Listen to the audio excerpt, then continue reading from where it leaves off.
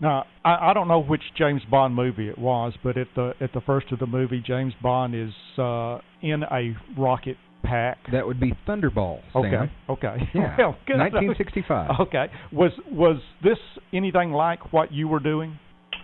Well, I'm not sure. It was flying the belt, which was what I did. Obviously, I wasn't in the Thunderball. It came later. But, yeah, I mean, the only difference is they took off from a high place and landed at a low level, at ground level. But obviously, they had a better lift-off platform than I had in my day. Well, now, about how long did the rocket belt program run? How long were you out flying that before they canned the program? Well, that's a good question. They canned it after I left, and I don't imply there's any relationship there. But, no, I was there for 2 years, 61 and 62, and then it kind of struggled along. They were doing demonstrations, essentially. They were getting paid to do demonstrations, and they got a follow-on Army contract for, I think it was $200,000.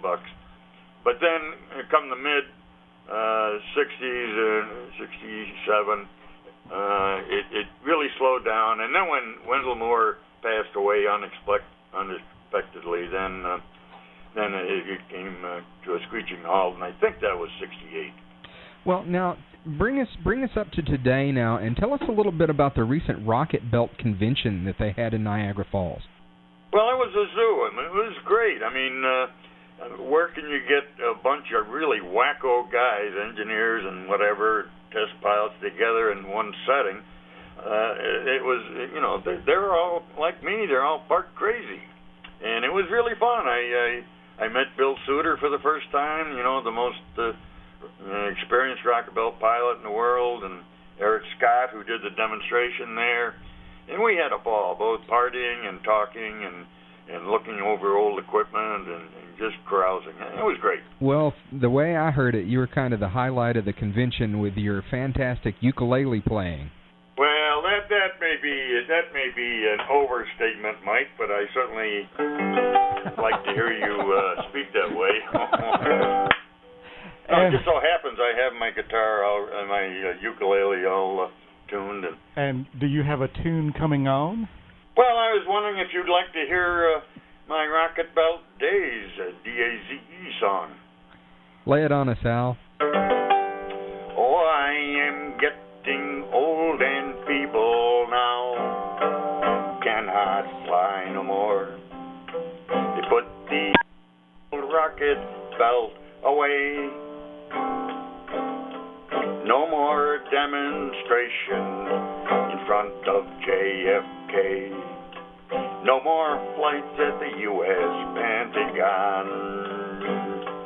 Oh, my rocket belt days are over. My fame is fleeting fast. The task before you people is to improve upon the past.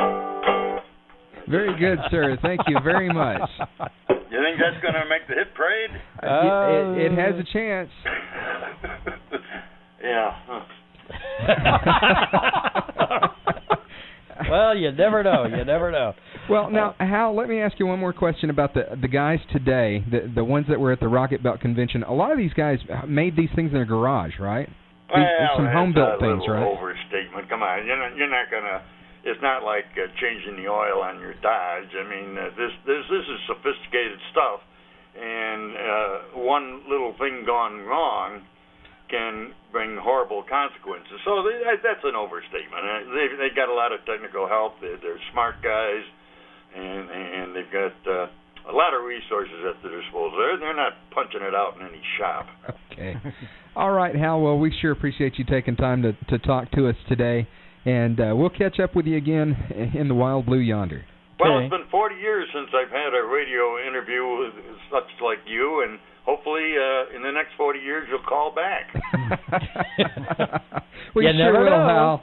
Thanks a whole bunch. You have a great day. Thank you. Thank you. Our time now is 5:44 on the Power of Information, KXYL, and when we come back, we're going to talk pancakes.